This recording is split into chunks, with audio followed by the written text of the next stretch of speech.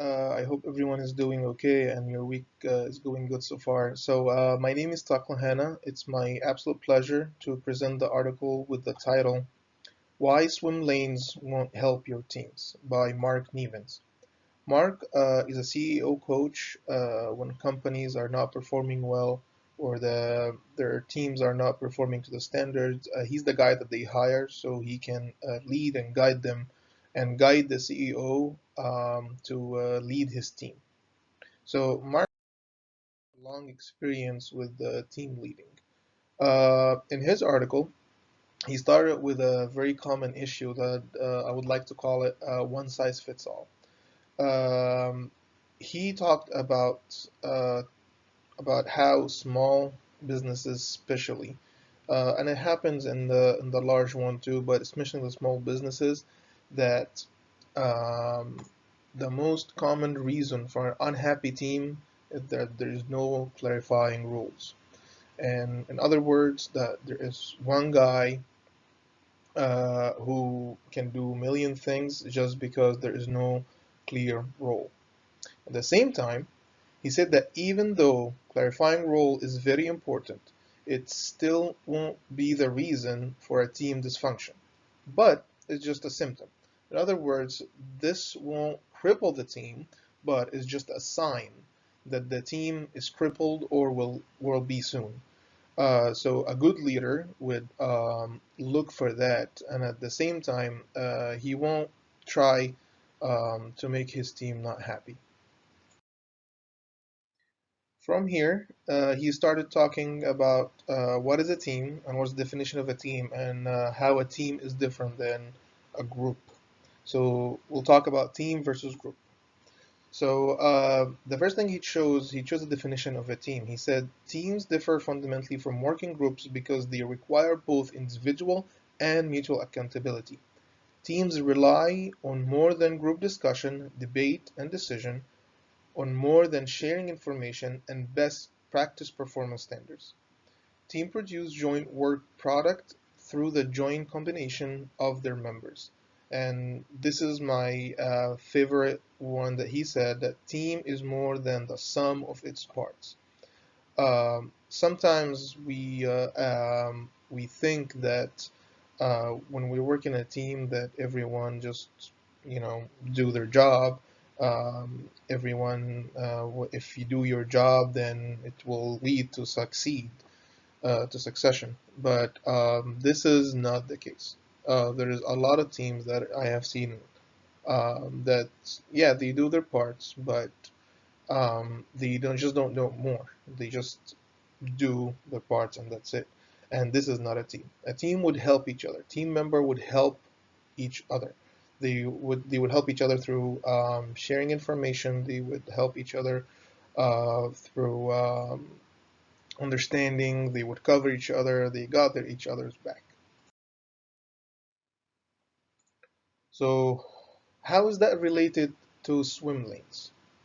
So Mark had did that metaphor of swim lanes. In other way, in swimming competitions, each swimmer they seek to achieve the best time. So technically, they just see who's the fastest swimmer. And in so many cases, the swimmers within the same team they compete against each other. Even when we look at swimming teams competition, where there is a team of swimmers and they swim with each other, it's like a marathon, but just swimming.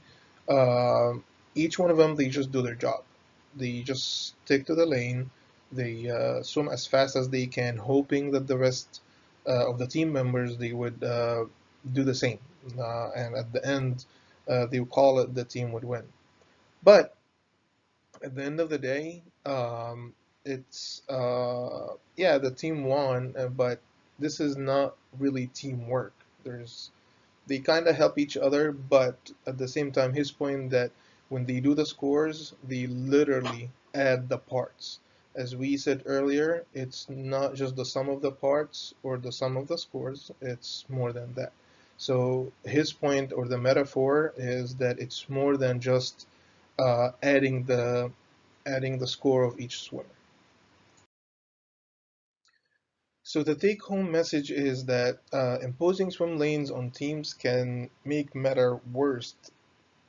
Just the reason for that is that each member they feel like they are free and they just stay in their lane, as we said earlier, and they only focus on their own task and outcomes. They don't look at other individuals, or they don't seek to help other individuals, or they don't go their out of their way or their lane to help anyone. They just focus on their lane. They just focus on their achievement. So it's kind of individualism. So swim lanes, it's not really would make anything better if it didn't make it worse. As a team leader, it's your job to coach all your individual team members to see how their efforts should support team success, and why swim lanes won't lead to a team win. So let's just like focus on this part because it's very essential.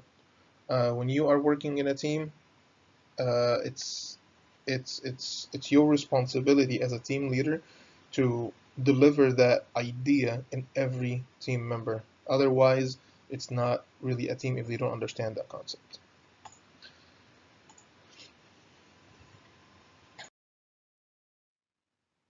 At the end, I have two questions for you. The first question: would you rather work in a team or a group, and why?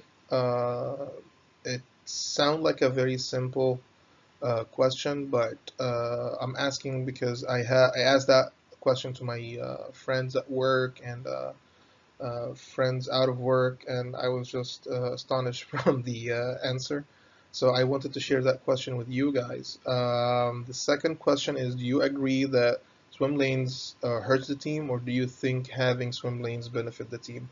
In other words, do you agree that um, having specific roles and that each one know the roles and they just doing it to achieve their max and they don't help each other is the best, or uh, a team with its definition that each member would do their job and try to help others and they go out of their lane or their way to help others is will benefit the team.